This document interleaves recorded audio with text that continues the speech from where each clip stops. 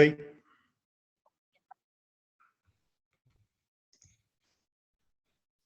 Bonsoir tout le monde. Bienvenue à votre assemblée du Conseil du 10 mars 2022. Monsieur Paul Bourgeois, si vous voulez faire l'honneur d'ouvrir le... Oui, certainement. Considérant l'arrêté ministériel 2020-029 de la ministre de la Santé et des Services sociaux qui permet au Conseil de siéger à huis clos, je propose que le Conseil accepte que la présente séance soit tenue en visioconférence, que cette séance soit enregistrée et publicisée par diffusion sur le site web municipal, formant quorum et siégeant sous la présidence du maire, M. Richard Jean. Dans ce livre, on va prendre un moment de réflexion.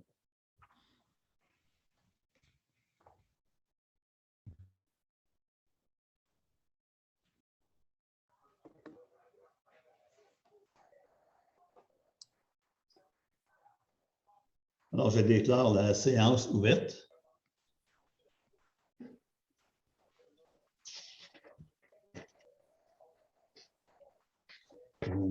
Quelqu'un peut proposer pour la ratification de l'ordre du jour? Je propose que l'ordre du jour soit adopté tel que présenté avec varia ouvert.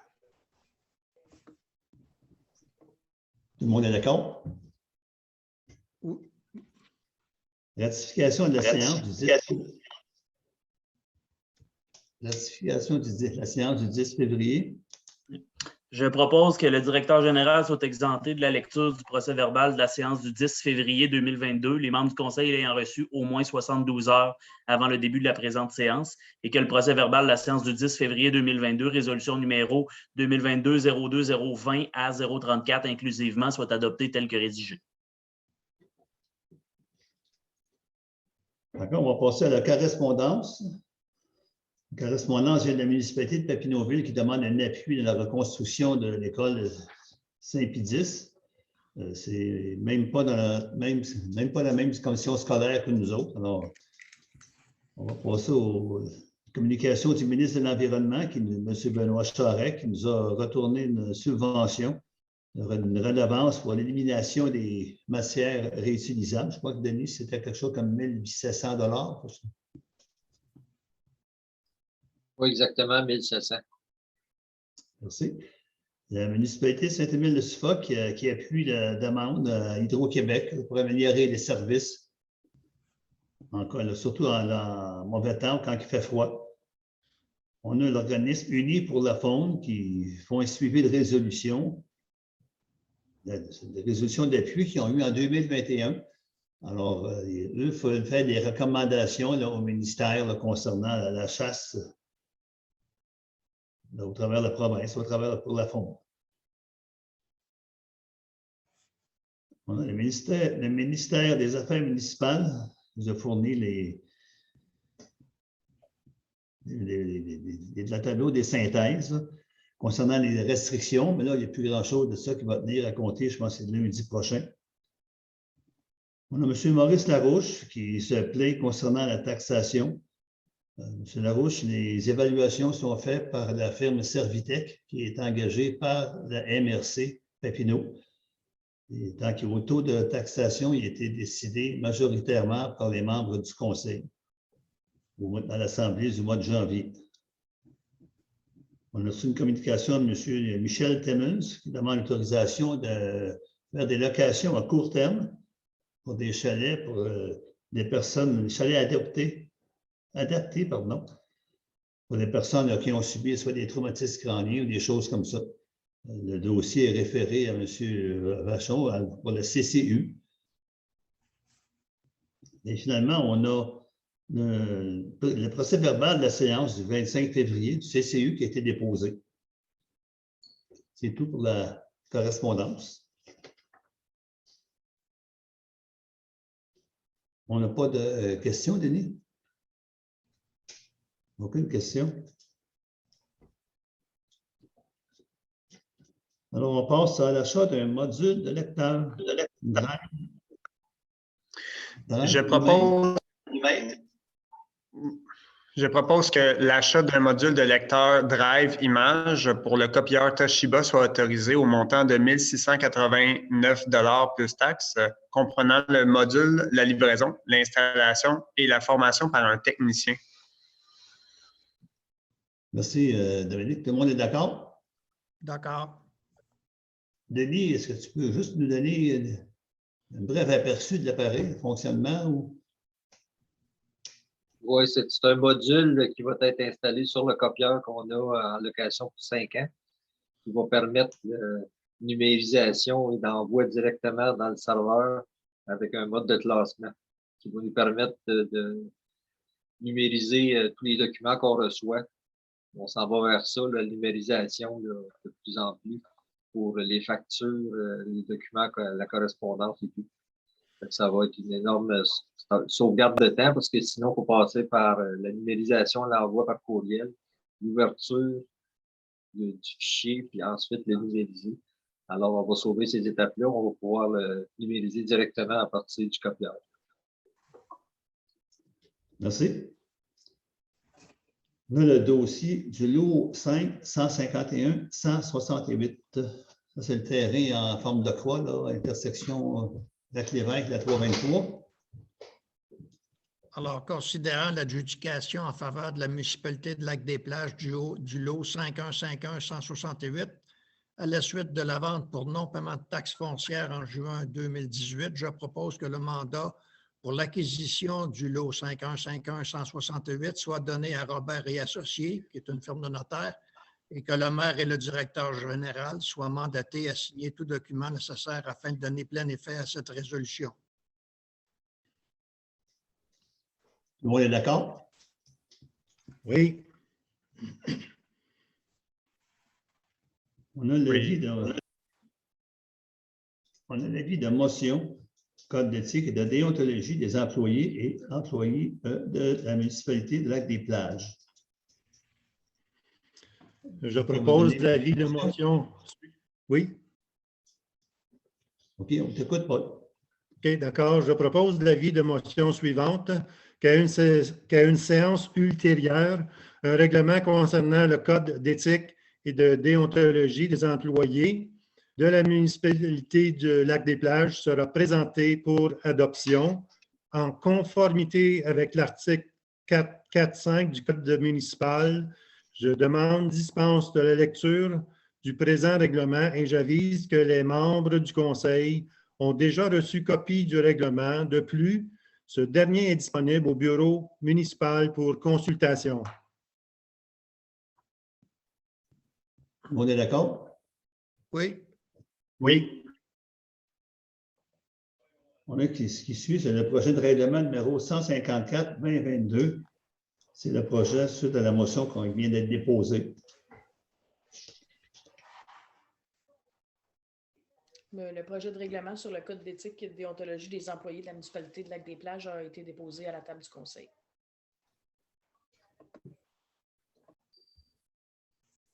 On est d'accord sur les dépôts? Oui. Oui. Attribution de certains dossiers municipaux. Considérant que le poste de conseiller 5 est présentement vacant, je propose que les dossiers municipaux suivants soient attribués de façon temporaire, à savoir la bibliothèque à Dominique Demers-Robichaud, la culture à Nancy Morel, le transport adapté et collectif à Paul Bourgeois. Il suffit de remplacer les différentes personnes, de remplacer notre conseillère qui a quitté.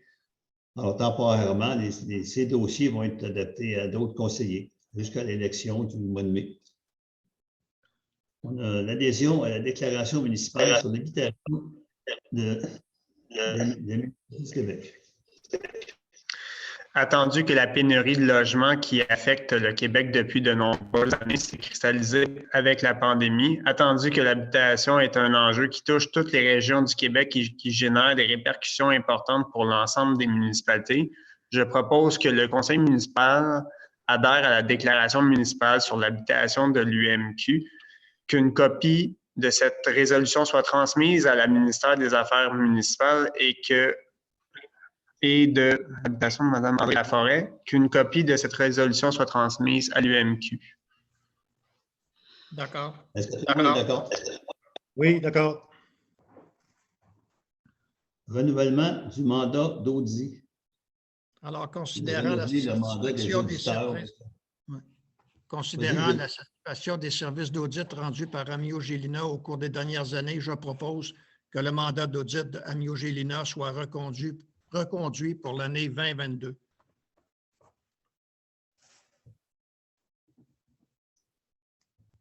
Tout le monde est d'accord, Mathieu? Oui, d'accord. OK. Au niveau des finances, on a le rapport de l'auditeur indépendant, le rapport financier 2021.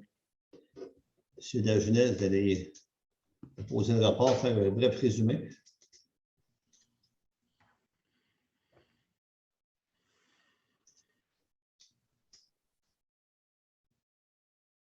Monsieur Dagenet?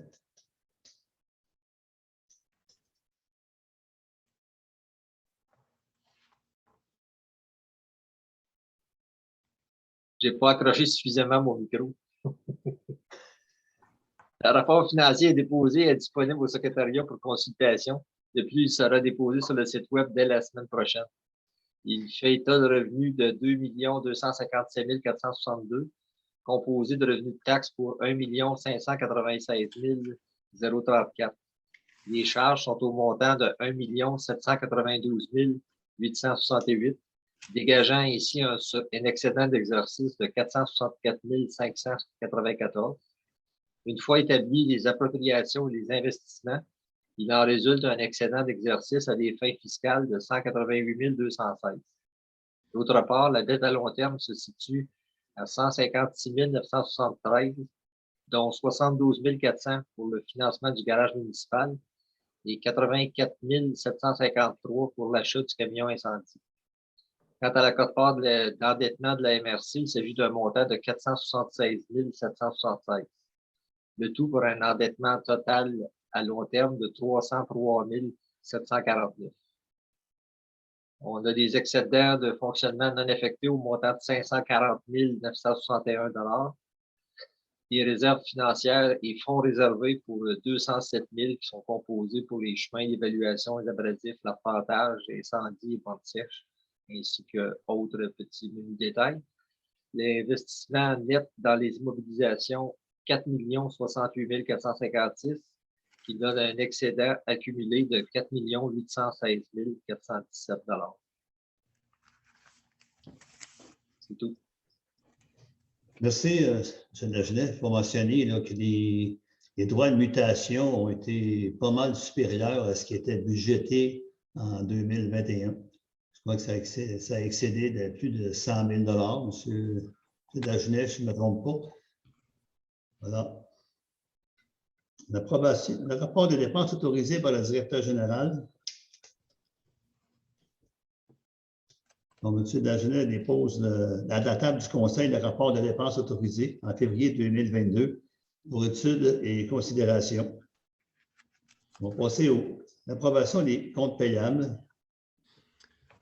Je propose que le paiement des comptes payés au montant de 37 325,57 apparaissent à la liste des chèques émis soit approuvé, que le paiement des comptes à payer au montant de 44 914,93 apparaissant à la liste datée du 7 mars 2022 soit approuvé.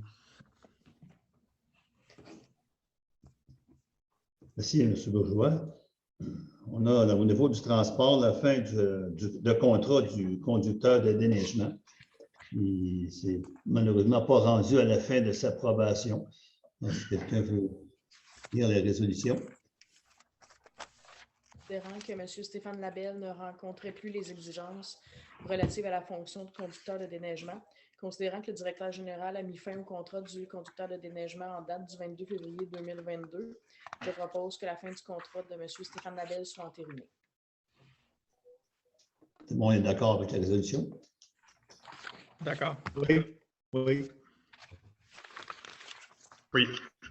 Appel d'offres pour la réfection du pavage du chemin du Tour du Lac entre le chemin du Chenal du Moine et le pont du Puy, dans le cadre du programme de la taxe sur l'essence et de la contribution du Québec, le TEC, pour les années 2019 à 2023.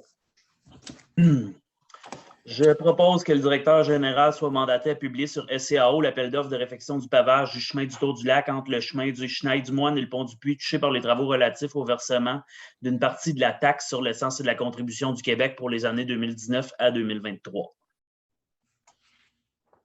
Tout le monde est d'accord? Oui. Oui. Oui. L'urbanisme, projet d'un parcours cyclable. M. Vachon, Jérémy, vous proposez ou? Oui. Je propose que la présente résolution soit adoptée et que le statut décrète ce qui suit, que le Conseil de Lac-des-Plages s'engage à participer au projet d'étude de faisabilité diagnostique pour la réalisation d'un parcours cyclable autour du Lac-des-Plages et à assumer une partie des coûts, que le Conseil accepte d'agir à titre d'organisme responsable du projet, que le Conseil autorise le dépôt du projet dans le cadre du volet 4 du FRR, soutien à la coopération intermunicipale, et que le maire, greffier trésorier soit autorisé à signer tout document relatif à cette demande d'aide financière. D'accord. Tout le monde est d'accord? D'accord. Oui. Projet de planification et de conception d'un parcours cyclable. Je propose que la municipalité de Lac-des-Plages autorise le directeur général à déposer une demande d'aide financière dans le cadre du Fonds pour le transport actif Infrastructure Canada pour la planification et la conception d'un parcours cyclable autour du Lac-des-Plages. Que le directeur général soit autorisé à signer au nom de la municipalité de Lac-des-Plages tous les documents relatifs à la demande d'aide financière présentée dans le cadre de ce projet. D'accord. Bon. Est-ce que tout le monde est d'accord? Oui, d'accord. Horaire de l'ouverture de l'écocentre. Alors, je propose que l'horaire d'ouverture de l'écocentre soit établi comme suit. Horaire d'été du 1er avril au 30 novembre, les vendredis de 1h l'après-midi à 4h l'après-midi et les samedis de 9h le matin à 13h. Et un horaire d'hiver du 1er décembre au 31 mars, le deuxième samedi des mois de décembre, janvier, février et mars, de 9h à 1h. Tout le monde est d'accord avec l'horaire? Oui. Entente à intervenir avec l'Association pour la protection de l'environnement du Lac-des-Plages, soit APE-LDP. Considérant que l'Association pour la protection de l'environnement du Lac-des-Plages assure les opérations sur la surveillance, le contrôle et l'éradication du myriophylle à épis, ainsi que la prévention et la protection de la qualité de l'eau du Lac-des-Plages, considérant que le Conseil désire établir une entente annuelle visant le financement des dites opérations de l'APE-LDP, je propose que le maire et M. Paul Bourgeois soient mandatés à signer l'entente, à intervenir avec l'Association pour la protection de l'environnement du Lac-des-Plages. D'accord. Est-ce que tout le monde est d'accord? Oui, d'accord. Loisirs et culture. Pour le projet Voisins solidaires, je propose de confirmer formellement l'engagement de la municipalité de Lac-des-Plages à mettre en œuvre dans un délai de 2 ans un projet Voisins solidaires avec la collaboration des citoyennes et citoyens ainsi que les organismes du milieu. Tout le monde est d'accord? D'accord. Oui, d'accord. Autorisation pour signer la demande de financement Voisins solidaires. Je propose d'autoriser M. Denis Dagenet, directeur général, à signer au nom de la municipalité de Lac-des-Plages tous les documents relatifs à la demande de financement présentée dans le cadre de cet appel de projet. Tout le monde est d'accord? D'accord. Oui, d'accord.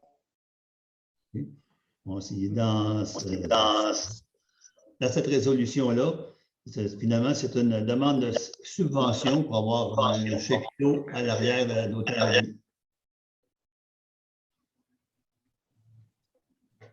Projet de nettoyage d'embarcation. Je propose que la municipalité achemine une demande d'aide financière au ministère des Forêts, de la Faune et des Parcs MFFP pour l'implantation d'une station de nettoyage d'embarcation.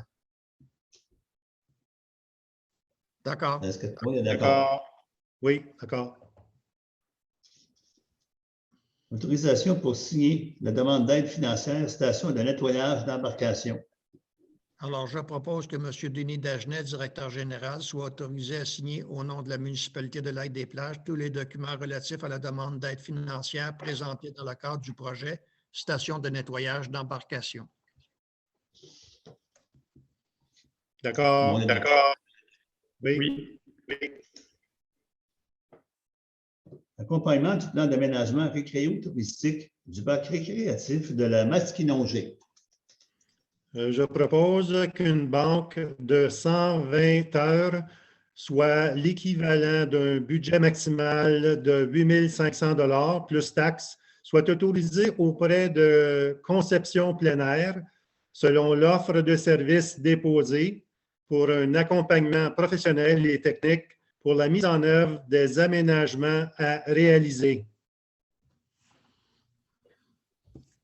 Est-ce que tout le monde est d'accord? Oui. Oui. Et on passe à la période de questions portant exclusivement sur l'ordre du jour.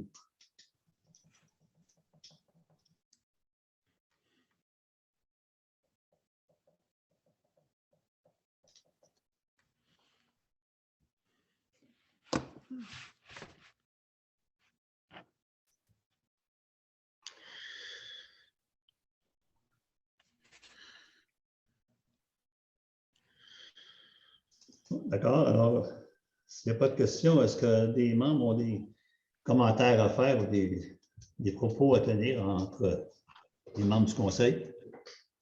Moi, M. le maire, j'aimerais ça intervenir. Allez-y, on vous écoute. Oui. Donc, juste le bénéfice des personnes qui nous écoutent. Vous avez vu, il y a eu 2 résolutions ce soir pour autoriser des dépôts de demande d'aide financière pour la réalisation du parcours cyclable. On le sait que depuis la construction de la nouvelle route 323, maintenant, il n'y a plus de chemin qui peut faire le tour du Lac-des-Plages sans interruption.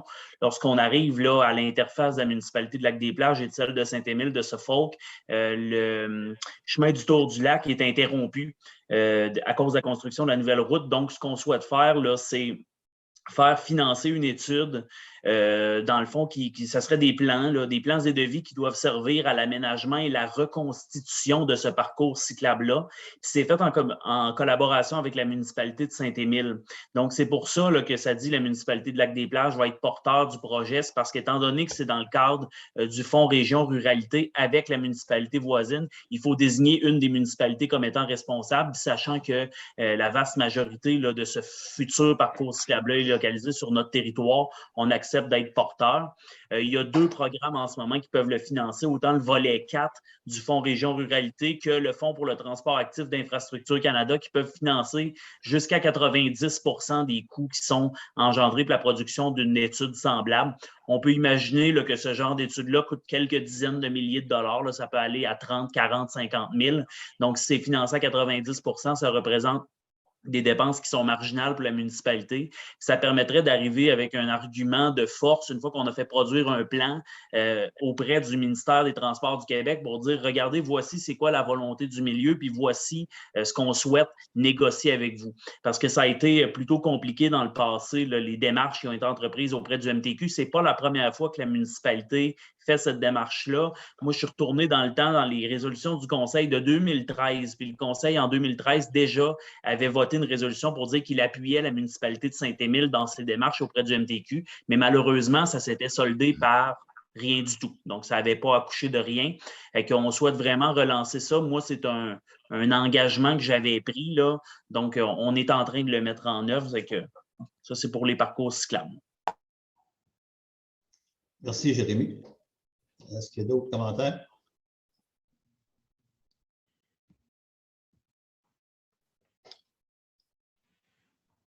Alors, ça va prendre un proposeur pour la levée de la séance. Je propose que la séance soit levée.